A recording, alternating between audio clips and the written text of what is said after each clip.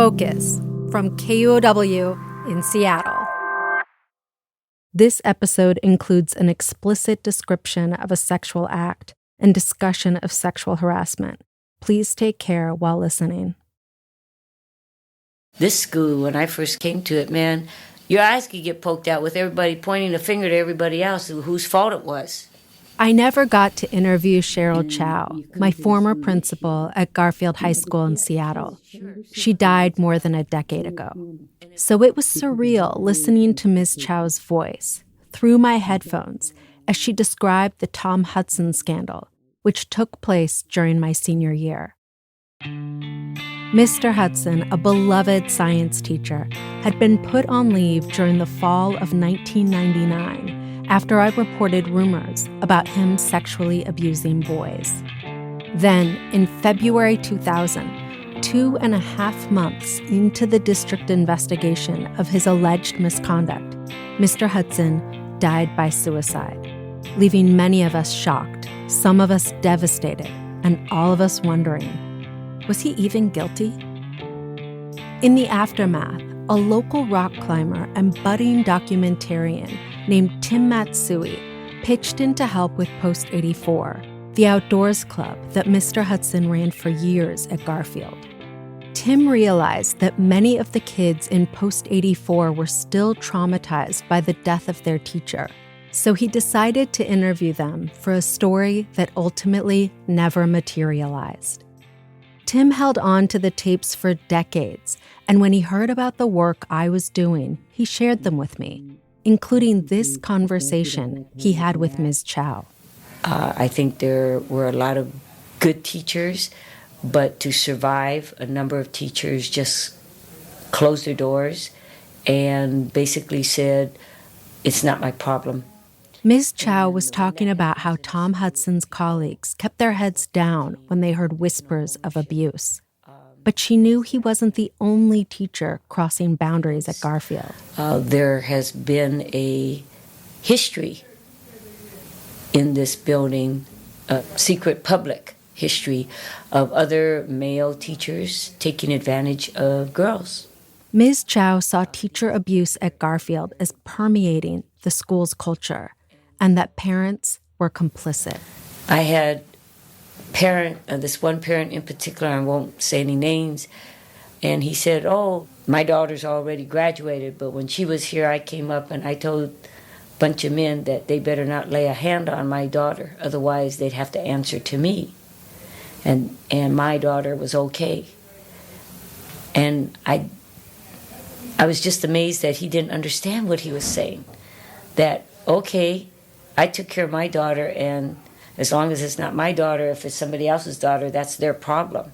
So that told me very clearly what was going on here. This parent knew that certain teachers hurt Garfield kids and felt he had to confront them directly to protect his daughter. Ms. Chow was disturbed that this parent's actions, while keeping his daughter safe, left predatory teachers in place and made kids vulnerable. It was just one example of how abuse perpetuated at our school year after year. It's tempting to dismiss Garfield's culture at the time as an aberration, but this goes beyond Garfield. During our research, we found recent stories of teacher abuse throughout the Seattle area. And since we began releasing episodes of this podcast, dozens of listeners have told us about others they're aware of too. In many of the cases, these teachers left paper trails documenting previous misconduct, but kept their jobs. This isn't a story about a few bad apples. It's about something more pervasive and pernicious.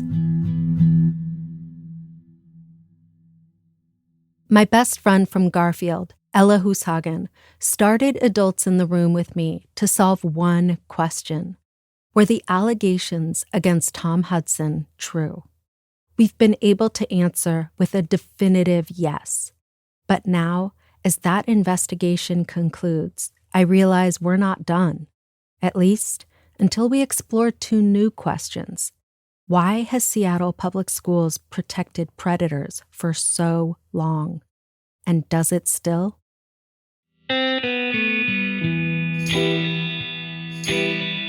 From KUOW Public Radio in Seattle, I'm Isolde Raftery. This is Adults in the Room, Episode 7, Bad Apples.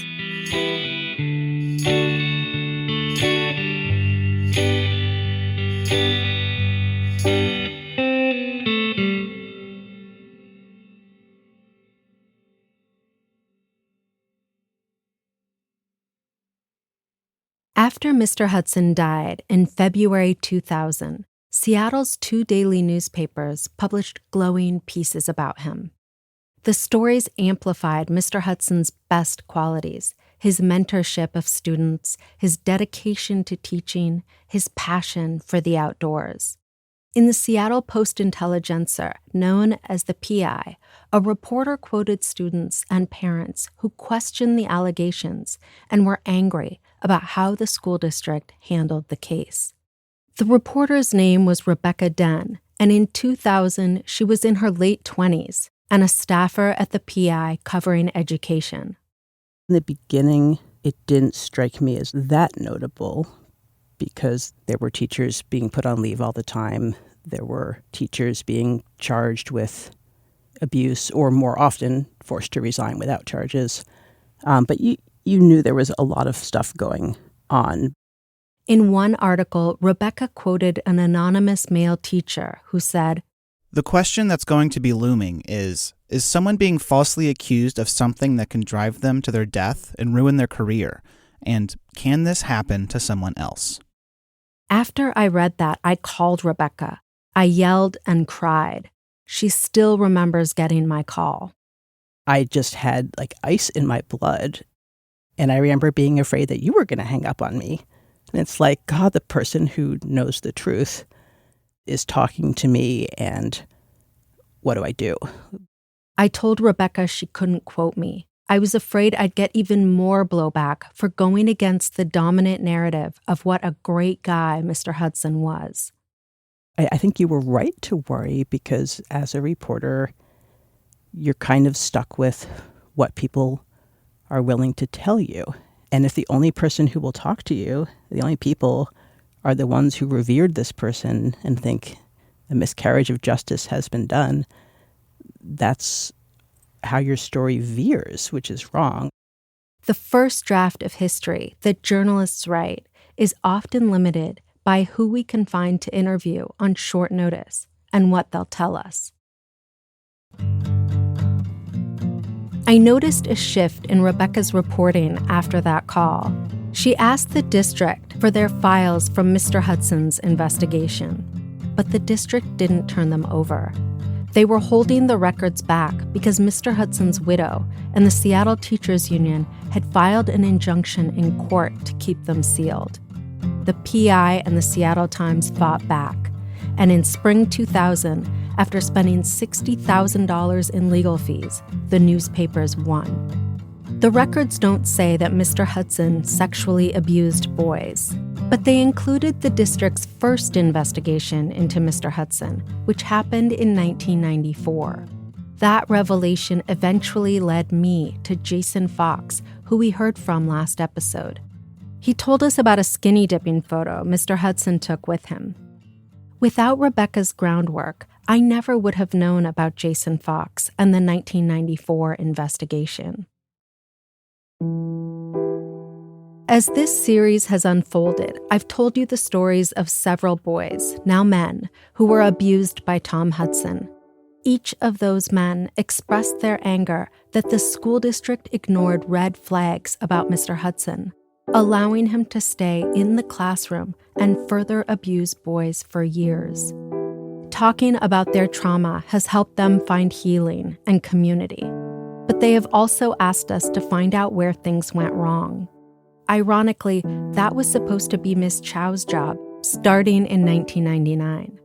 The district hired her to fix things at Garfield my senior year after our previous principal, Dr. Al Jones, was fired for having a sexual relationship with a female student. but the district kept Ms. Chow in the dark about Mr. Hudson's prior investigation. This science teacher had been pulled in before. The district did not let me know that. I was totally unaware of it. And the adults there scot-free. Ms. Chow was outraged that this teacher, who had unfettered access to students, had been investigated 5 years earlier, and no one told her. This makes me wonder, why document misconduct if it's only going to be ignored? Ms. Chow was also frustrated that a different teacher in the building knew about the allegations against Mr. Hudson, but didn't tell her. The law for public teachers is that if there's any kind of reporting or possibility of child abuse, you report it. And in a school building, you report it to the principal. That's very clear. Unfortunately, the teacher chose not to come to me as the principal. Ms. Chow was talking about David Ehrich, my journalism teacher. Mr. Ehrich was a thorn in Cheryl Chow's side. This became clear in documents I've requested from the district. They included handwritten notes from Ms. Chow detailing complaints made against Mr. Ehrich, including from Ella and me. Even though our names were redacted, I could see Ms. Chow had documented Mr. Ehrich asking me about the size of my underwear and the crass things he said to Ella. Recall, Mr. Ehrich was mad. We wrote a story that alluded to Mr. Hudson, making a boy feel ill at ease. I started collecting these records shortly after college, in my first year as a reporter. I knew that the teachers' union contract allowed their members to remove disciplinary records, and I worried Mr. Ehrich's personnel file would be expunged. But I also requested these documents out of curiosity. I wanted to see if Ella and I showed up in them and if other female students had complained about Mr. Ehrich. There was a reference in the files to a comment Mr. Ehrich made to a different classmate of ours, and I was pretty sure I knew who that was. Sometimes I would wear cropped tops that would show my midriff, and I remember coming up to me once and saying, "Girls just don't realize how sexy it is when they show their midriff." Aisha Beck was the editor-in-chief of The Messenger my senior year, and like me, Aisha wanted Mr. Ehrich's approval. I think there was a disturbing fit, but a fit that I had with Dave Ehrich because he was kind of tyrannical in his expectations. And anything that I did, I just bled myself dry doing. Aisha knew running the paper would look good to colleges, so she stayed on Mr. Ehrich's good side, which meant putting up with his commentary. Like the time they were alone in the Messenger classroom, and he asked her if it was true that Persian women like anal sex. I'm Persian. Aisha disclosed this incident to a small group of us at the time. I even wrote about it in an email to Ella. In my memory, Mr. Ehrich asked her if, quote, all Persian women like it up the ass. What does that even mean, I wondered. A friend had to explain it to me. Today, Aisha is a psychologist who has clinical expertise with child sexual abuse. She thinks Mr. Ehrich took pleasure in walking a razor's edge with his female students. I feel like the way he got off was in pushing the line just an inch here, an inch there, and making you squirm. He would get flush in the face. He would get this titillated smile. I remember the expression so vividly. This possessed look in his eyes, this pleasure at transgression would just overcome him. I'm familiar with that look. It was the expression on Mr. Ehrich's face when he saw me wearing a tuxedo my junior year. I was an usher at graduation. He looked me up and down and said, "I knew you would look hot in a tux." Our producing team sent Dave Ehrich a letter detailing how he shows up throughout this podcast. We've also reached out to him several times for an interview to provide his point of view about these incidents. Mr. Ehrich declined to comment and then stopped responding to our inquiries altogether. Although Aisha was never in Mr. Hudson's orbit at Garfield, much of her experience with Mr. Ehrich mirrors what happened with Mr. Hudson and the boys in his club. It's a familiar pattern. A charismatic teacher leads an exceptional school program and grooms kids and parents, making them nervous to speak up. Aisha could have stayed quiet and graduated, but in the last few months of our senior year, she stood up to Mr. Ehrich to defend Ella and me. He asked her to resign. Aisha refused and felt empowered by it. That gave me permission to speak, in a sense. And I shared everything, with Cheryl Chow, who I, to this day, am so beyond grateful for. It's almost certain Aisha's complaints made it to the district, but there is no evidence the district took action. Instead, Mr. Ehrich got a promotion. He left Garfield in 2000 at the end of our senior year to lead the English department at Roosevelt High School across town. There, the paper trail of complaints only got longer. Fellow colleagues complained about Mr. Ehrich's temper, and in 2008, a 16-year-old girl made an official complaint about him. After an investigation, the school superintendent wrote to the girl's mother saying the district determined he violated policy. Mr. Ehrich was placed on unpaid leave for 20 days and sent to training for sexual misconduct. Documents show that as part of his discipline, he was reassigned to Franklin High School in South Seattle. At Franklin, he was reprimanded for yelling at and shaming a French exchange student and swearing at a female teacher. Dave Ehrich retired in 2019, 20 years after he first asked me what my underwear size was. Mr. Ehrich is a recent example of the district allowing teachers to stay in the classroom despite credible student allegations, including Ella, Aisha, me, and the 16-year-old girl from 2008. A few teachers spoke up about his behavior too. The district investigated, and records show they believed us. But Mr. Ehrich never lost his job. He isn't the only teacher who stayed in the classroom after being found guilty of misconduct. Bad teachers are still protected, because that's how the system is designed.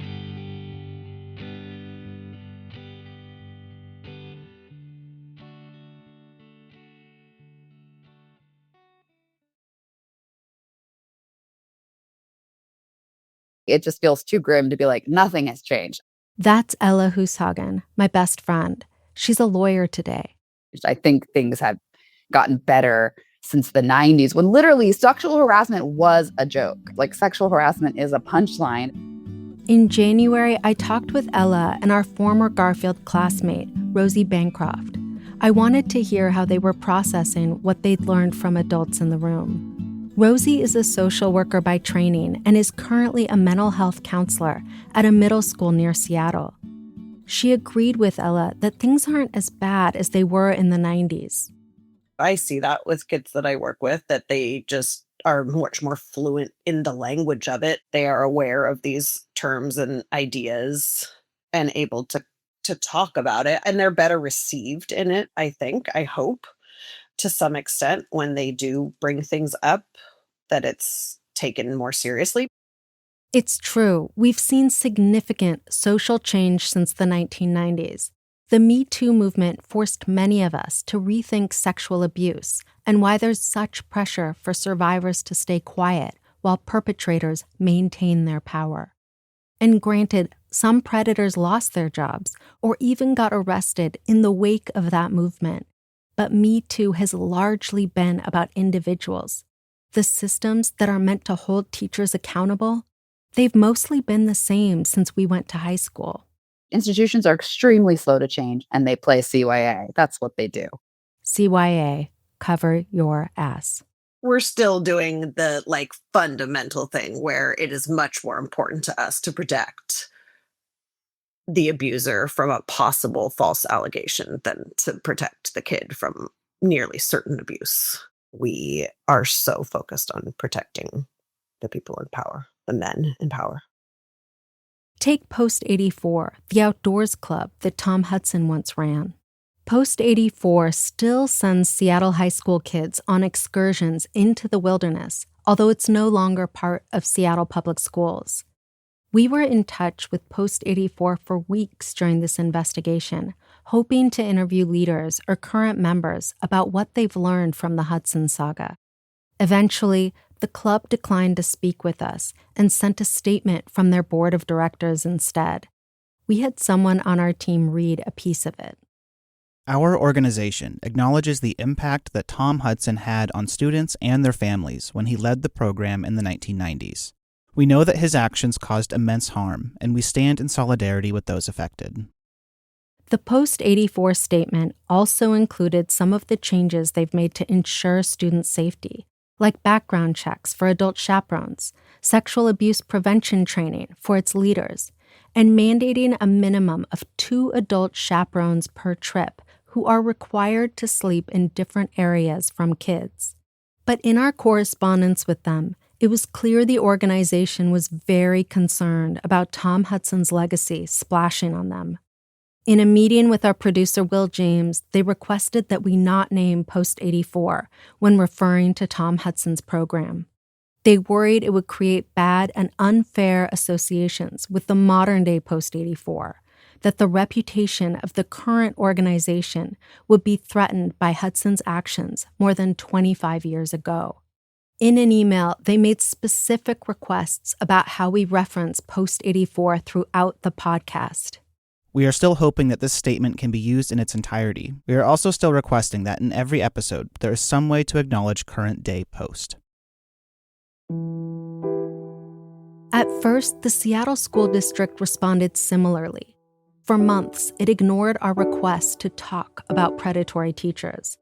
Then, just 2 weeks ago, as we were wrapping up this series, the new superintendent of Seattle schools agreed to speak with us. Hi. How you doing? Hi. I met Ben Schuldener at the district headquarters in South Seattle. He'd been on the job for just a couple of months after working in districts in Michigan and New York. We got right into it. Do you feel like your HR department is doing an adequate job of holding teachers accountable when it comes to sexual abuse? I mean, I think that in the 1 month and 20-something days, I've seen a renewed vigor within the HR department.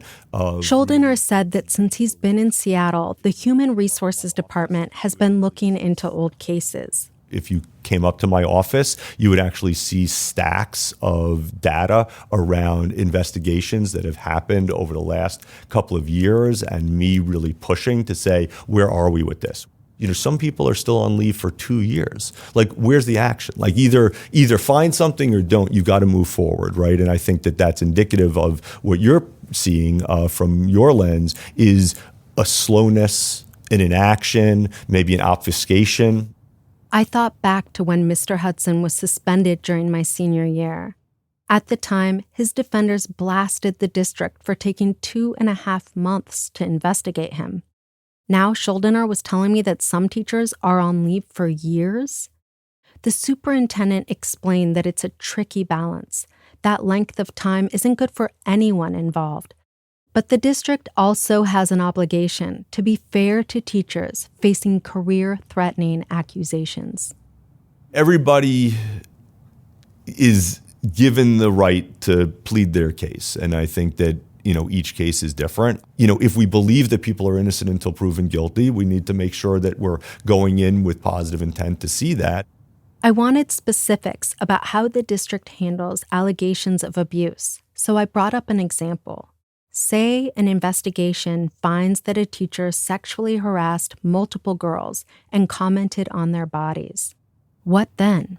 So then the question is, what is our metric of discipline, right? So if somebody, in a classroom says one inappropriate thing, what do you think the repercussion should be? Should it be, a week of losing salary and going to professional development? I mean, I like to believe that people can learn. I'm in education, right? Now, if it's a second, then you go down the matrix and you say maybe it's a month and maybe it's, serious repercussions. And then a third, maybe it is to this point, somebody retired, right? So, you've got to make sure that each individual person is given the support, because hopefully it's something that they can change. And if it's not, then you've got to find a way within the legal construct of the contract. How do you make sure that kids aren't being harmed? I could understand this matrix of discipline Schuldiner is describing. Being a teacher is a hard job. Everyone has an off day. But I couldn't understand why the district seemed to lose track of teachers with repeated, credible allegations. So I asked Schuldiner about teachers being allowed to expunge their personnel files. The current teachers' union contract allows them to do that every 4 years, and it leaves a lot of room for interpretation of what can be removed. Schuldiner said he believes teachers should be allowed to petition to remove complaints in their files. When I asked why, he re-emphasized that teachers should be able to learn from their mistakes and said this provision is common in teachers' union contracts across the country. He also said that if it comes to an incident where a teacher has harmed a child, the petition typically fails. But something bothered me about this discipline matrix he mentioned. It sounded like he was saying the district can remove a teacher from the classroom, but only after multiple incidents have come to light or multiple kids have come forward. Schuldiner is right to want to make sure this process is fair to teachers. But what about the kids? Teachers have representation through a union, people separate from the district who are paid to protect them. Kids don't have that. And this imbalance, which listening to Schuldiner sounded impossible to solve, is one reason teacher misconduct still happens all too often. Is it possible to design a system where we can protect both teachers and students? Or does one have to come at the expense of exposing the other to potential harm? There are lots of issues that I, as a superintendent, find appalling. Sadly, it's not my ethics that matter in these kinds of things. You fire a teacher and you don't follow the contracts and you don't follow the discipline matrix and there's not progressive discipline, not only are you going to lose, you have to pay all the fees, all the things. And, again, this is why you have lawyers. If a lawyer says to me, Ben, you are not going to win this. You have zero leverage here. This is just a fool's errand. Why would I want to hurt the district if it's just, I don't do things for show, right? I don't do virtue signaling, I wonder if there's a way to frame it less like, virtue signaling and more, you want to make sure that guy is not in a classroom with kids, right? Sure, but if I fired that person and that person goes to an arbitrator and the arbitrator overturns it, that person is put right back in the classroom, given a ton of money, and would also probably be protected over retaliatory issues, because then it's going to look like you're out to get that person. So it sucks, right? I mean, and that's the way that these systems work. So I agree. I wish that it would be framed that way, but the way that the courts work and the way that these investigations work, it rarely happens that way. In fact, it usually goes the other way, which is if you are seen as going above and beyond what your leverage is, you end up then not only having to take that person back, paying them a ton of money, giving them their job back, giving them all their protection back, it also then makes it even harder to go after them a second time. And I don't think anybody would want that either. This sounds very frustrating. It is. I mean, look, I love being a superintendent, but there are things that the job, I wish it was easier to help children. That's for sure. Schuldiner was surprisingly candid about the reality of ending teacher abuse in schools. He said firing a suspect teacher without following complex protocols could result in the district having to compensate that teacher to the tune of $500,000. I was hearing Schuldiner say, damned if you do, damned if you don't, which sounds less like an issue of a few bad apples and more like an orchard with a pest infestation. Some victims are holding the school district accountable by suing. In the last 5 years alone, Seattle Public Schools has had to pay out tens of millions of dollars to compensate kids for their suffering. In each case, the abusers had records of prior misconduct in their files. In 2022, a girl who had been sexually abused for 2 years by a soccer coach at Ballard High School was rewarded $3 million. Attorneys for the girl argued that the district should have known this coach had a problematic history. A previous supervisor at another Seattle high school called the coach predatory. In 2024, the district was ordered to pay $16 million to another girl who had been sexually abused by 2 Garfield coaches. One of those coaches had previously been forced to resign from a different Seattle high school.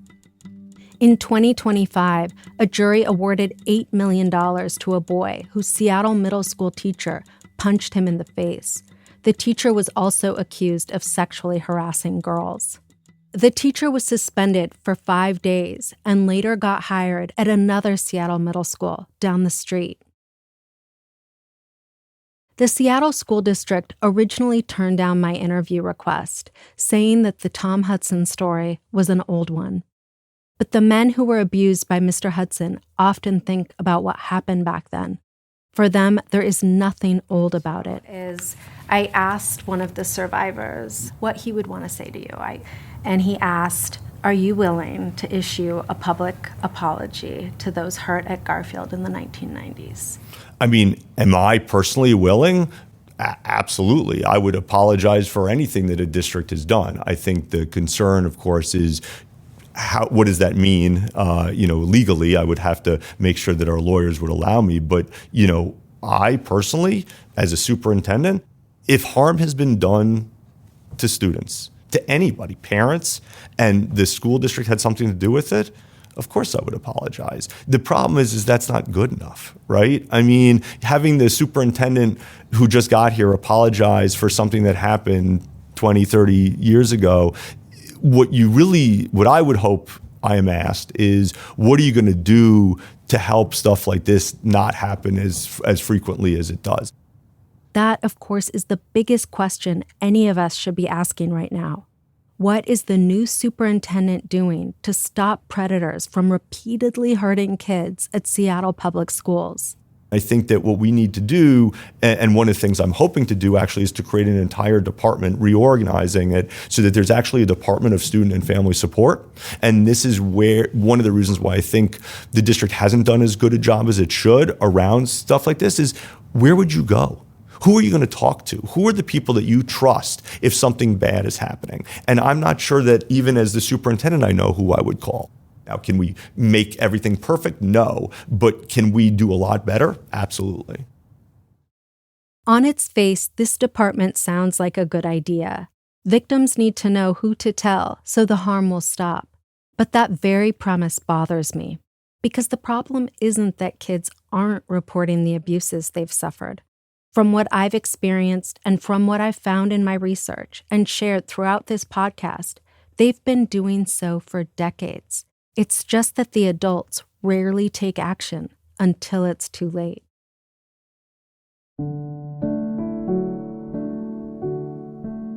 People say to me sometimes, it must be hard talking to survivors of sexual abuse, to carry their trauma with you. And it is hard. But in the grand scheme of things, I have it easy. I just need to listen and give people space to tell their stories. Throughout these 7 episodes, I presented how adults failed Jonathan Hill, Ocean Mason, and Jason Fox. These men still grapple with the harm they endured decades ago, even if the school district may want to forget about it. Abusers may get reassigned, or fired, or even die, but trauma is a profound grief that never goes away. Our investigation showed how Seattle Public Schools neglected to stop Tom Hudson when administrators became aware of his predation, that parents and teachers alike dismissed the allegations as false, and that abuse in the system still occurs all too regularly. But showing you the evidence is all I know how to do. It's where my job ends. A former mentor of mine, the wonderful journalist Anna Quinlan, said to me when I was just out of college that what happens after we tell the stories, well, that's not on us. It's on you, the other adults in the room.